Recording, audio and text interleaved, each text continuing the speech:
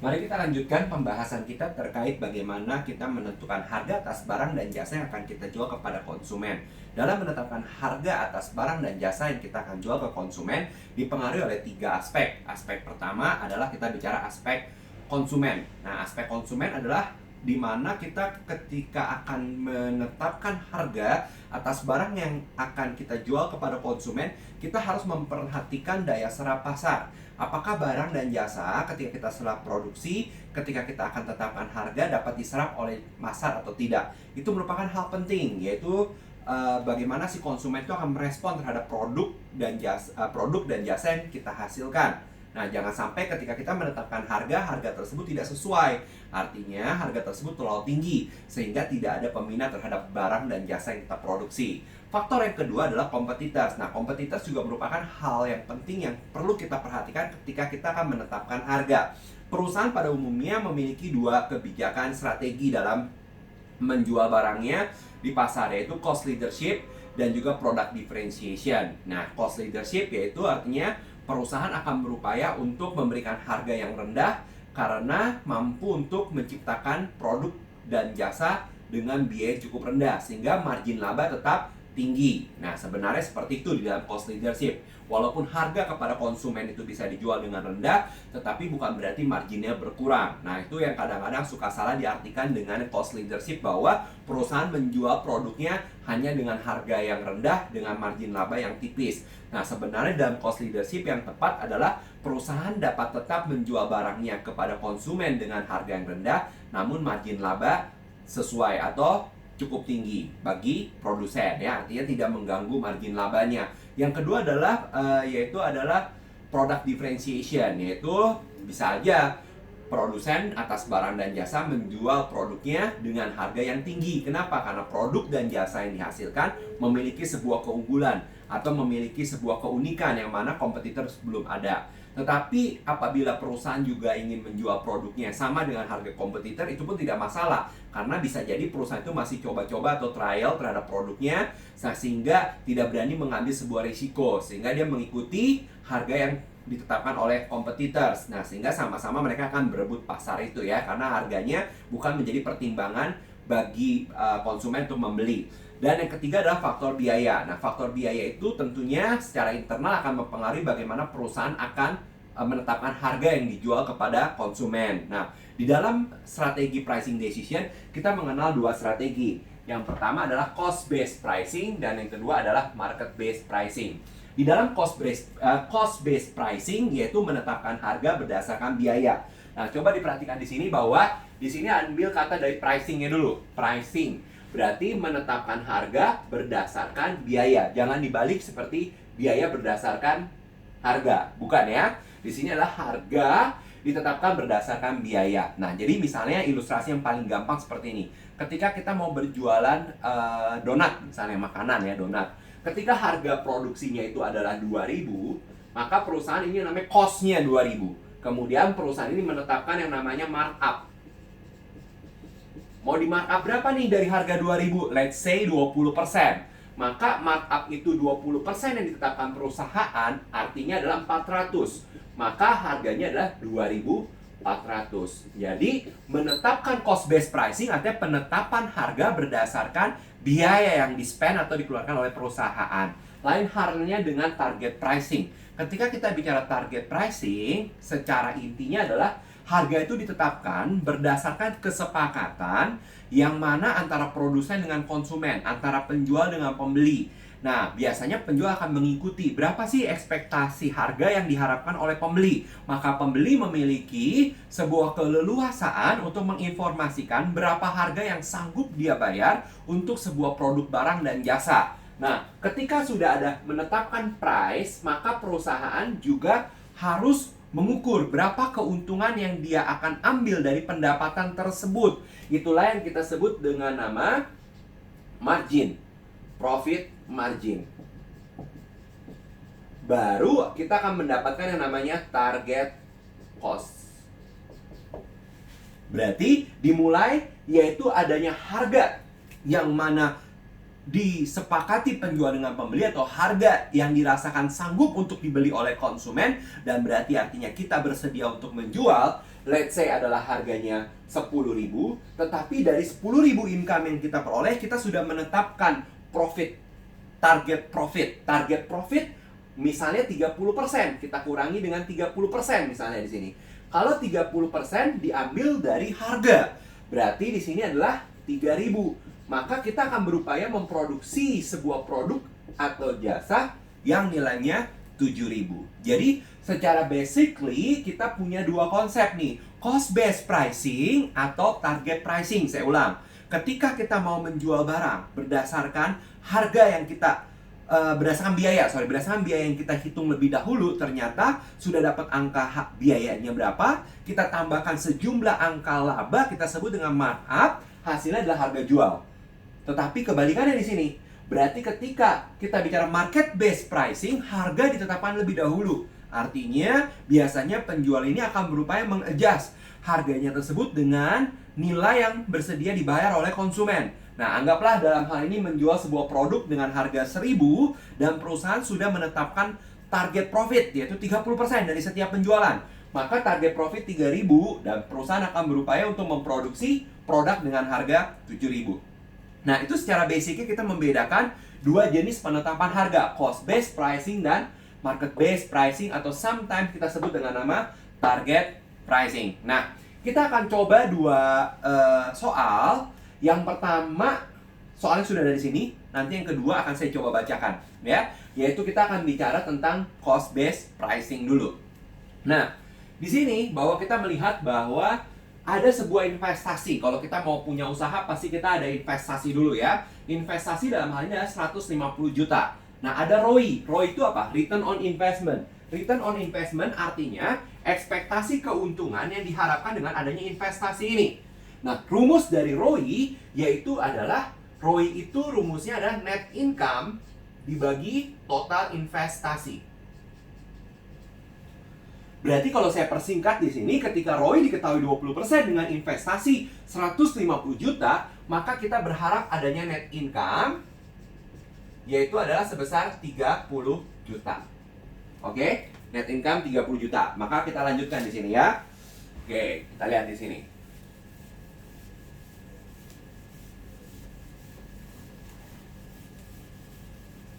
Oke, sambil diperhatikan, ya.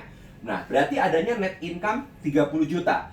Nah, diketahui lagi adalah biaya fixed cost 20 juta dan variable cost 2.000. Nah, unit yang dihasilkan dan dijual ada 40.000 unit. Nah, nanti pertanyaannya adalah tentukan berapa kita harus menetapkan harga.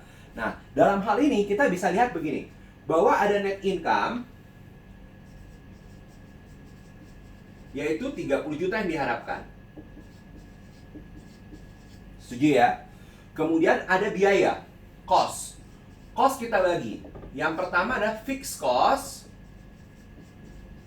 senilai 20 juta. Dan ada variable cost. Variable cost dalam hal ini adalah 2.000 dikalikan 40.000 unit. Hasilnya adalah 80 juta. Maka total biayanya sendiri adalah 100 juta. Ini total biaya nih. Oke, 100 juta. Sedangkan laba yang dikehendaki adalah 30 juta. Kalau kita bermain di rasional kita, maka dengan adanya biaya 100 juta dan laba 30 juta, otomatis total penjualan harusnya adalah berapa total cost ditambah profit, betul, ya? Berarti dalam hal ini adalah total cost adalah 100 juta, total profit 30 juta, maka total penjualan 130 juta. Berarti kalau mau mengetahui berapa yang disebut dengan selling price, harga jualnya, selling price-nya adalah 130 juta, kita bagi dengan 40.000 unit. Maka harga per unit adalah sama-sama, ya. Kita melihat 130 juta, kita hitung, dibagi dengan 40.000 unit. Hasilnya adalah 3.250. Nah, saya rasa cukup jelas, ya. Berarti menentukan harga, kalau ini namanya apa? Cost based pricing. Dari adanya biaya kita tambahkan dengan income yang kita harapkan, ya. Nah, kemudian hasilnya adalah penjualan dan harga jual. Kalau ditanyakan dengan markup, nah sekarang markup ya. Markup itu adalah berapa besarnya laba berbanding dengan biaya. Markup gitu ya. Coba kita lihat. Berarti dalam hal ini kita bisa menghitung besarnya markup. Markup adalah besarnya keuntungan 30 juta dibagi dengan besarnya biaya.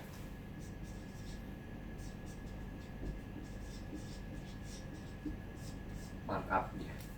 Nah, karena kita mengambil totalnya seluruhnya adalah dari apa? Total cost, maka ini namanya markup based on full cost. Markup berdasarkan full cost. Bisa juga nih, markup bukan hanya berdasarkan dari full cost, tetapi kita bisa bilang markup dari variable cost. Markup dari on variable cost. Nah, kalau markup on variable cost, berapa besar laba berbanding variable cost. Tetapi dalam hal ini jangan diabaikan ada biaya fixed cost nih, ya. Berarti markup on variable cost berarti berapa besar kenaikan laba, tapi harus bisa cover fixed cost juga terhadap variable cost. Dalam hal ini adalah keuntungan 30 juta, biaya fixed cost 20 juta dibagi dengan variable cost-nya 80 juta. Artinya 50 juta per 80 juta, yaitu adalah 62,5%. Berarti ini adalah besarnya markup dari variable cost. Oke. Nah, sampai sejauh ini coba dilihat lebih dahulu. Kalian bisa coba ulang lagi, mendengarkan, memahami tidak sampai seperti ini ya. Setelah ini kita akan lanjutkan ke pembahasannya dari buku. Nah, mungkin ada yang memiliki buku Mahir Akuntansi ini, kita bisa ambil dari pembahasan di sini. Kalau tidak pun nanti akan saya tuliskan soal-soalnya, sehingga juga bisa membaca bersama-sama dan memahami bersama-sama. Oke? Nah, dalam hal ini sudah dipahami ya, bahwa bagaimana menghitung markup ya. Nah, jadi markup itu kenaikan berapa besar laba terhadap penjualan umumnya. Tapi kalau profit margin nanti itu berbeda, berapa besar laba dari penjualan. Oke, sekarang kita lihat ke pembahasan lainnya, yaitu terambil dari babnya yang ke-9 ya. Kalau yang ada bukunya boleh dipersiapkan, yang tidak ada, mari kita sama-sama membaca, melihat lebih dahulu ketentuan soal yang akan saya jabarkan. Sambil saya bacakan ya.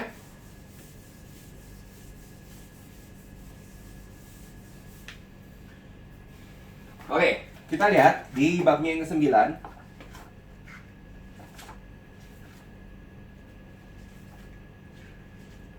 Oke, dilihat di halamannya yang ke-114. Kita akan coba satu soal dan akan saya tuliskan lebih dahulu soalnya. Di sini dikatakan bahwa di bawah ini adalah komponen biaya produksi sirup PQR, konsentrasi. Berarti kita akan memproduksi sirup PQR. Oke, ini produknya ya. Kemudian yang dihasilkan oleh PT Sedap Manis. Nah, informasi yang ada sebagai berikut, ada biaya variable cost.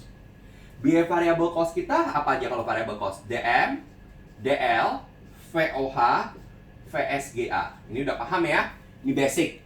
Biaya variable cost ada DM, DL, VOH, VSGA. Jumlahnya di sini 6.000, 20.000, 3.000, dan 3.000. Totalnya 32.000 per unit. Kemudian ada biaya fixed cost. Fixed cost di sini ada fixed OH, yaitu sebesar 100 juta, dan fixed SGA, yaitu 40 juta. PT Sedap Manis hendak mengendaki laba, yaitu senilai 20% dari nilai aset. Berarti laba yang diharapkan 20% dari nilai aset.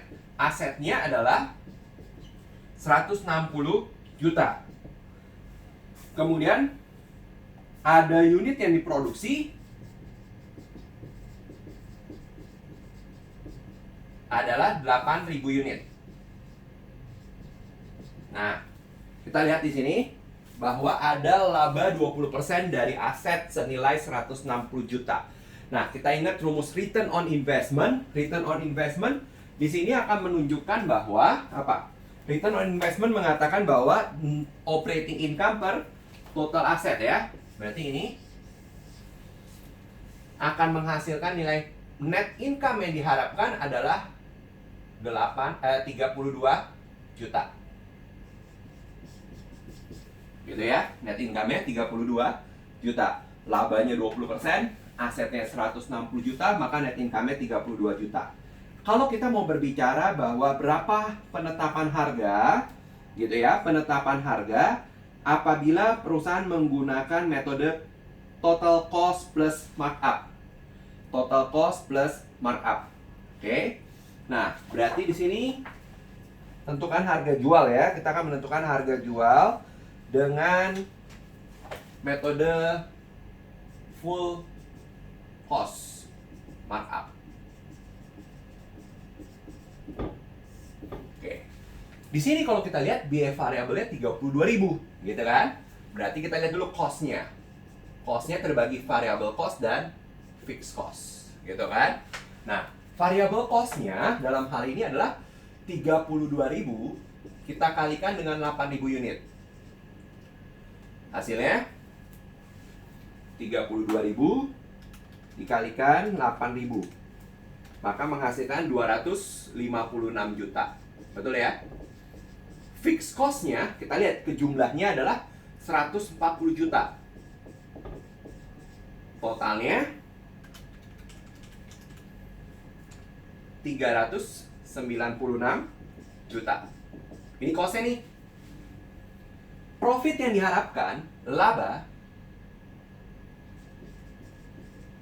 32 juta.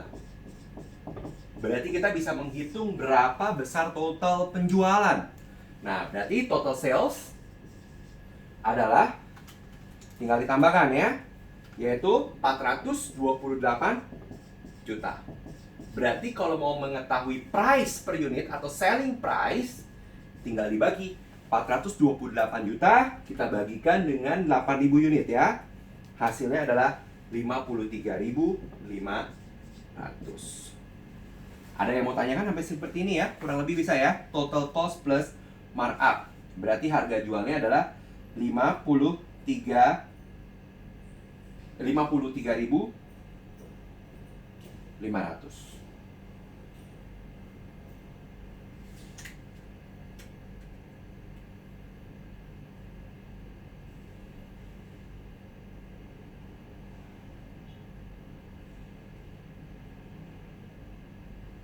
Oke. Nah, ini kalau kita menggunakan metode full cost. Ada juga metode yang kedua, kita menggunakan metode COGS plus markup. Berdasarkan COGS. Markupnya dari COGS. Nah, hati-hati. Kalau markupnya dari COGS, kita harus menentukan dulu yang disebut dengan COGS. COGS itu hanya DM, DL, VOH, dan FOH. Kita kemas dulu ya. Berarti di sini ketika kita bicara unsur ada COGS, berarti kita akan bicara ada biaya DM, DL, VOH berapa. Totalnya adalah 29.000. Nah, berarti 29.000 kita harus kalikan dengan 8.000 unit ya, karena diproduksi dan dijual. Hasilnya 232.000. Oke. Nah, kemudian ada biaya yang namanya fixed overhead. Oke. Fixed overhead-nya 100 juta. Maka total untuk COGS-nya sendiri adalah sebesar 332 juta. Setuju sampai sini? Setuju ya? Nah, kemudian kita ada yang namanya operating income. Operating income. Oke. Nah, Operating income-nya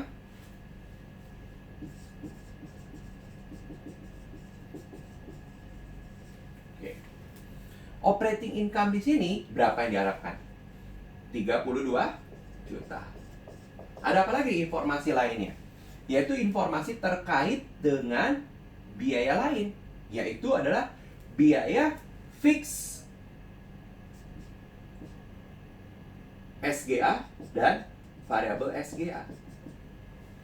Fix SGA dan variabel SGA. Fix SGA di sini adalah 40 juta. Variabel SGA-nya berapa nih? Merupakan perkalian antara 3.000 dikalikan dengan